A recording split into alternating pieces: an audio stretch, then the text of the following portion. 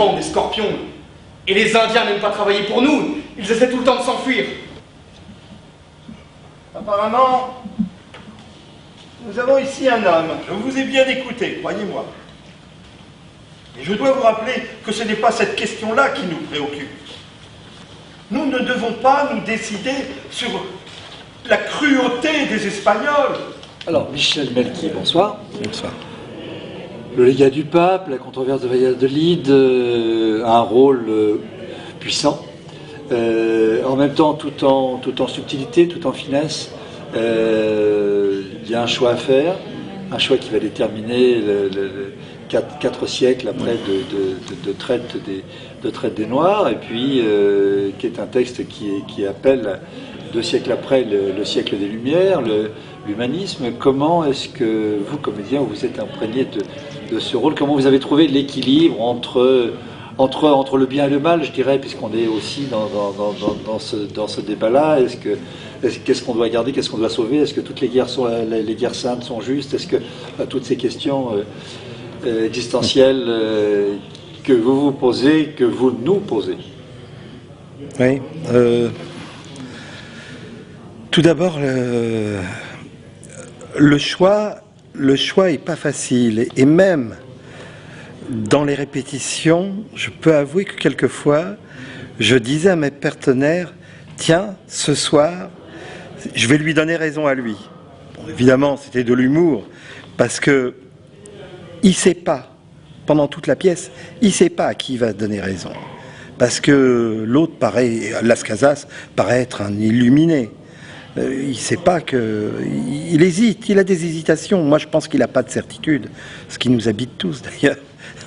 On est tout le temps, on ne sait jamais les choses, hein, pour qui on va voter, est-ce qu'on va voter comme ci, comme ça, on hésite tout le temps, on est, ah oui, non, on peut avoir des certitudes, à un moment donné, on peut avoir à un moment donné, on a des certitudes, on peut avoir des certitudes, mais c'est vrai qu'on est toujours, on est à l'écoute. En plus de ça, aujourd'hui, il y a des moyens de communication modernes, et donc on écoute. Ah tiens, il a dit ça, oui, mais ça me plaît moins, alors que j'avais dit que c'était bien de voter pour lui, là j'ai moins envie.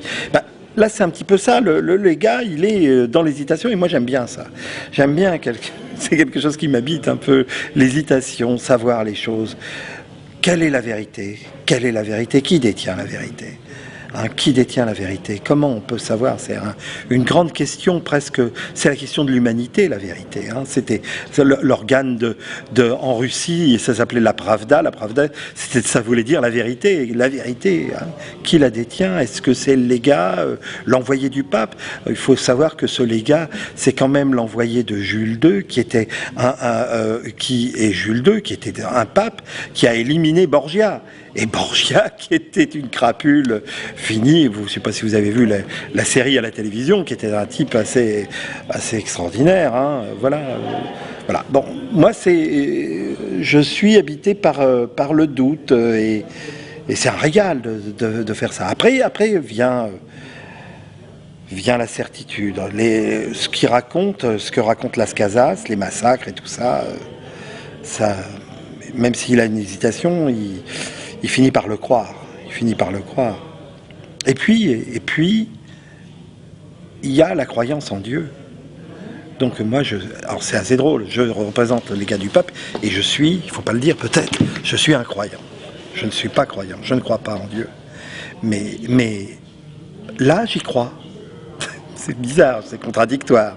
Là, je me donne l'impression de croire en Dieu, que quelqu'un peut m'habiter et peut me dire ce que je dois faire. Je ne sais pas si je suis pas très clair, mais si.